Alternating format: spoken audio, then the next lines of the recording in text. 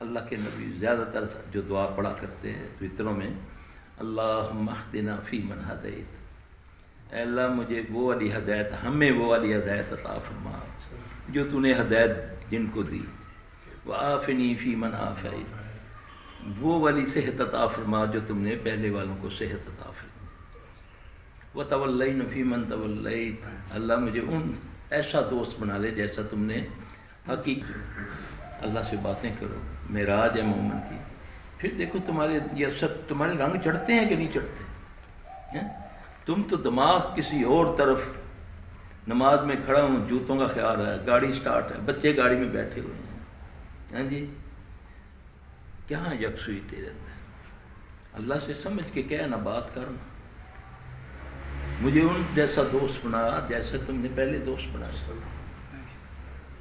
اللہ مجھے وہ وقینا شر ما قضیت وبارک لنا فیما آتیت، اے اللہ جو تو نے مجھے عطا کیا ہے اس میں اور برکت عطا فرما، وقینا شر ما قضیت، اللہ جو میری تقدیر میں تو نے شر لکھا ہے اس کو مجھے بچا۔ یہ باتیں سمجھ کے جب اللہ سے ہم کریں گے، یہ کیا کریں؟ آپ کیا سمجھتے ہیں؟ دیکھو نا، جب حضرت علی فرماتے ہیں نا کہ جب میرا دل کرتا ہے کہ میں اللہ سے باتیں کروں،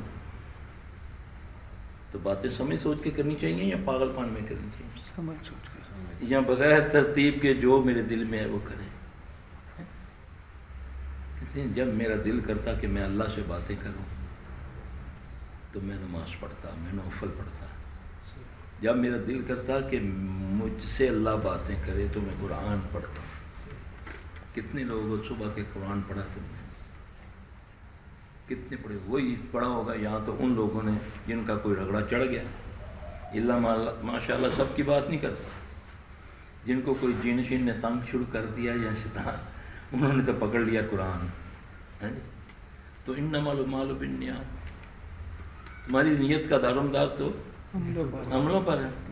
اب میں تو اللہ کی طرف اس وقت آیا ہوں جب رگڑا چڑھ گیا میرا، جب کسی پر کوئی جادو ہو گیا یا ویسے ہی جن چمڑ گیا، ویسے کچھ صحت کے بارے میں، کوئی اولاد کے بارے میں، کوئی تعلیم کے بارے میں، اللہ کے لیے کون آیا اللہ کی طرف؟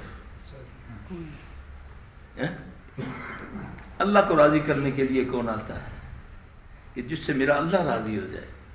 ایک چونٹی کو پانی سے نکالو نا، ایک چونٹی کو، اس نیت سے کہ میرا اللہ مجھ سے راضی ہو جائے، اللہ کی قسم اس عمل کو وسیلہ بنا کر جو دعا مانگو قبول ہوتی ہے۔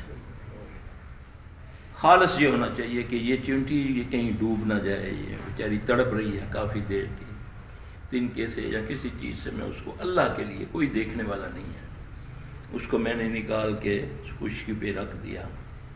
ویسے تو پتہ نہیں لاکھوں ہمارے پاؤں کے نیچے مر جاتی ہیں، ہے نا؟ کتنا معمولی سا عمل ہے نا یہ، ایسا نیک عمل اللہ کو، اللہ دیکھ رہے نا، کہہ سکتے ہو کہ اللہ تو جانتا ہے کہ فلاں وقت ایک چونٹی ڈوب رہی تھی، میں نے اس کو بچایا، اللہ وہ تیری مخلوق تھی، پہلے التجا کرنی ہے کہ اس کو قبول کر، میں نے تیری خاطر کیا، وہ بھی دلوں کو جانتا ہے نا کہ میں کس کی خاطر کر رہا ہوں، پھر اللہ میرے اس عمل کے وسیلے سے، میرا بچہ بیمار ہے، اس کے دماغ میں ٹیومر ہے، میری بیٹی ہیں، رشتہ نہیں ہو رہا، بوڑھی ہو رہی ہیں، کوئی اپنا بڑے سے بڑا معاملہ پیش کر دو قبول ہو جائے گا، تمہیں تو لگا دیا کسی اور طرف، کلوں کی طرف، خالص اللہ کے لیے، عبادت کے لیے اخلاص ضروری ہے، سب سے پہلی شرط عبادت اللہ کی، اللہ کے علاوہ کسی کی عبادت نہیں ہو سکتی، مال میں، جان میں، قول میں، قولی، فعلی اور بدنی، اللہ کے سوا کوئی عبادت کے لائق نہیں، کوئی مشکل کشا اللہ کے سوا نہیں ہے، نذر و نیاز، زکوٰۃ، صدقہ، فطرانہ، یہ مالی عبادت ہے، یہ اللہ کے لیے ہے، اگر اس میں کسی اور کو شریک کرو برباد ہو گئے، ککھ نہیں ملے گا، شرک میں آئے گا، اس کو سمجھو۔ نبی صلی اللہ علیہ وسلم نے فرمایا ہر نبی کو اللہ نے ایک دعا دی اور فرمایا مانگ لو میں قبول کروں، ہر نبی نے وہ دعا دنیا میں مانگ لی، میں نے وہ دعا بچا کے قیامت کے دن اپنی امت کے لیے رکھ لی، میں اپنی امت کے لیے مانگوں گا کہ اللہ میری امت کو معاف کر دیں. تو اللہ نبی صلی اللہ علیہ وسلم نے فرمایا اللہ سب کو معاف کر دے گا میری امت میں سے، ہاں اگر کسی نے شرک کیا ہوگا تو اس کو نہیں کرے گا. وہاں بھی یہ شرط ہے شرک کی. شرک کو سمجھو شرک کیا ہے. شرک اللہ کے سوا کوئی عبادت کے لائق نہیں. اللہ کی ذات اللہ کی صفات میں کسی کو شریک نہ ٹھہرانا. اگر وہ زندگی موت کا مالک ہے تو کوئی اور نہیں ہو سکتا. اگر وہ اولاد دیتا ہے تو کوئی دے نہیں سکتا. وہ شفا دے تو کوئی اس کو بیمار نہیں کر سکتا. جب تک میرا یہ عقیدہ نہیں ہوگا. ہم تو آج کتے بلوں کے پیچھے بیٹھے ہوئے ہیں. فلاں کے پاس جاؤ تو وہ دیکھتا ہی ہے تو بندہ ٹھیک ہو جاتا ہے. وہ ایسے کرتا ہے تو کر دیتا ہے. اللہ سے نبی سے بڑھ کر کوئی اللہ کا ولی ہو سکتا ہے؟ 7 بچے اپنے ہاتھوں سے دفن کیے نبی صلی اللہ علیہ وسلم. بیٹیاں اور بیٹے بیماری میں فوت ہوئے. تینوں بیٹے. ایک کے چہرے پہ چیچک نکلتی ہے پورے جسم گل جاتا ہے. نبی کے بیٹا نبی صلی اللہ علیہ وسلم فوت ہو. ایک کھیلتے ہوئے مرغے نے آنکھ میں ٹھونگ مارا, آنکھ سے ریاکشن ہوا, اس سے بیٹا فوت ہو. کس کا؟ محمد صلی اللہ علیہ وسلم. ایک بیٹا بخار سے فوت ہو.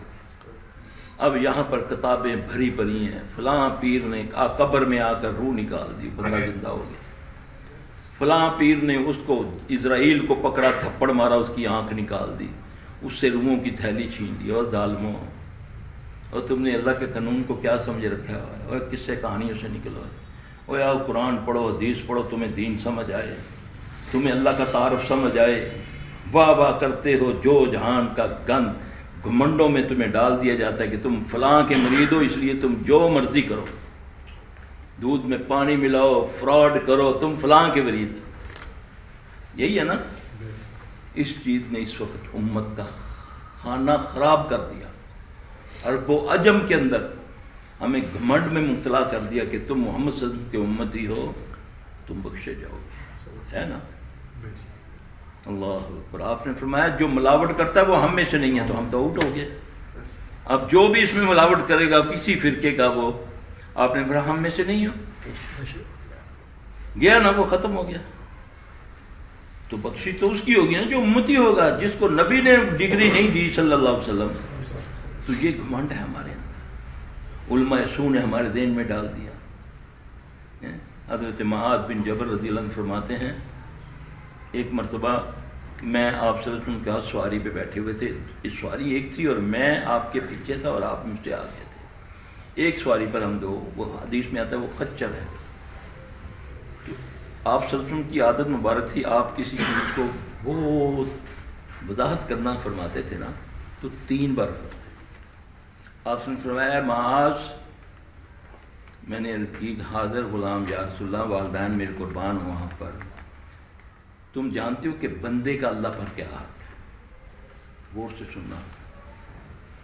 میں نے بولا, عرض کی اللہ اور اس کے رسول بہتر جانتے ہیں. سواری تھوڑی سی آگے گئی, پھر آپ سکوت توڑا, پھر اب اے معاذ, حاضر غلام یا رسول اللہ صلی اللہ علیہ وسلم, تم جانتے ہو کہ بندے کا اللہ پر کیا حق ہے؟ بندے کا اللہ پر کیا حق ہے؟ اللہ اور اس کے رسول بہتر جانتے ہیں. پھر خاموش. پھر تھوڑی دیر بعد آگے پھر حدیث گئی سواری. پھر آپ نے فرمایا اے معاذ, میں نے عرض کی قربان ہو میرے والدین آپ پر, آپ یا رسول اللہ. آپ نے فرمایا تم جانتے ہو کہ بندے کا اللہ پر کیا حق ہے؟ اللہ اور اس کے رسول بہتر جانتے ہیں صلی اللہ علیہ وسلم. جب نبی کا نام آئے صلی اللہ علیہ وسلم کہتے ہیں, ہلا دیا کرو ہون, فائدہ ملے گا. نہیں پڑھو گے لعنت پڑے گی, یہ میں بتا دوں. میں نے نہیں کہا, نبی صلی اللہ علیہ وسلم خود فرمایا. آپ نے فرمایا جس نے لا الہ الا اللہ پڑھ لیا اس پر جنت واجب ہوگی.